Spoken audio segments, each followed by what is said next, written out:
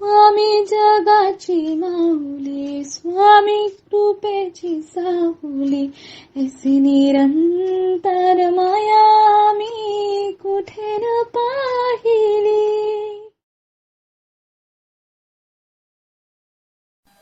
श्री स्वामी समर्थ. सर्व मित्रमैत्रिणींचे आपल्या श्री दत्त अनुभूती परिवारामध्ये सहर्ष स्वागत आहे. स्वामींची कृपा तुमच्यावर निरंतर राहू दे. आज मी तुम्हाला स्वामी भक्त श्री गोपाळबुवा केळकर लिखित बखरीतील कथा क्रमांक 23 सांगणार आहे. त्यापूर्वी तुम्हाला एक विनंती करते की आपल्या श्री दत्त अनुभूती या चॅनलला सबस्क्राईब जरूर करा. शेअर, लाईक, कमेंट्स करायला विसरू नका. आणि तुमच्याकडेही दैवी अनुभव असतील तर ते आपल्या 9137411207 या नंबरवर व्हॉट्सअप करा. आपण ते हजारो भक्तांपर्यंत पोहोचूया, भक्तीचा प्रसार करूया आणि आनंद पसरूया. श्री स्वामी समर्थ. बखर क्रमांक 23. सोहनी मामलेदाराची गोष्ट. एके दिवशी गणेश हरी सोहनी मामलेदार यांच्या घरी गणपतीच्या उत्सवाबद्दल कीर्तन चालले होते. मध्यरात्रीची वेळ असून पाऊस मंद मंद पडत होता. अशा वेळेस श्री समर्थ सभेतून उठून गडीचा दरवाजा उघडून बाहेर पडले. हे पाहून गणेश हरीही बाहेर पडून घरात येण्याविषयी स्वामी समर्थांची विनवणी करू लागला.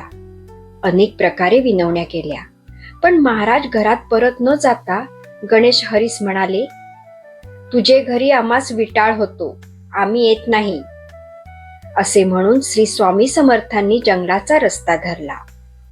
सोहनीही मशाल लावून महाराजांबरोबर एक कोसभर जंगलात गेले. वारंवार परत येण्याविषयी प्रार्थना चालली होती, पण महाराज परत आले नाहीत.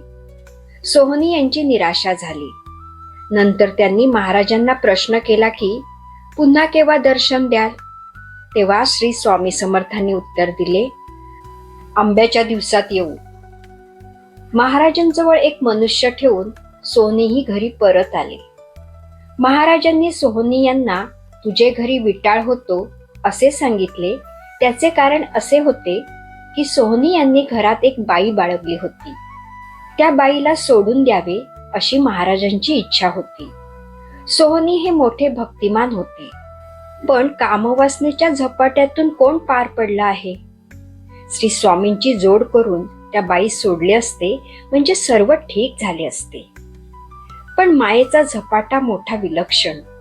श्री जगद्गुरूंना सोडून त्या बाईच्या चैनभजी सोहनी राहिल्यामुळे पुढे त्यांच्यावर बरेच वाईट प्रसंग आले व महाराजांच्या वचनाप्रमाणे त्या बाईला सोडेपर्यंत त्यांना सुदिन प्राप्त झालेच नाही.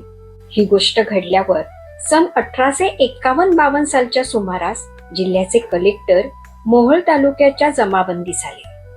साहेबाने सोहनी यांची कीर्ती ऐकून त्यांना एकांती घेऊन सांगितले, तुम्ही तुमच्या जवळील बाईला सोडून द्यावे. अंमलदारास ही गोष्ट कलंक लावणारी आहे. सोहनी यांचा मोह सुटेना. सोहनी यांनी साहेबांना असे सांगितले की साहेबांनी आमच्या खाजगी गोष्टीत लक्ष घालू नये. यावरून साहेबांना फार राग आला.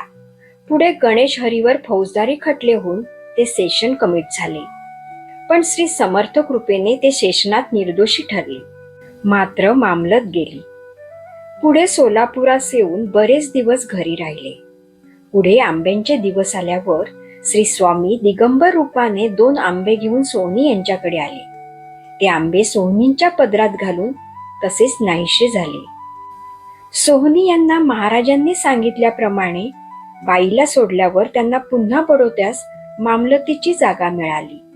येथे बखर क्रमांक 23 समाप्त होते. श्री स्वामी समर्थ.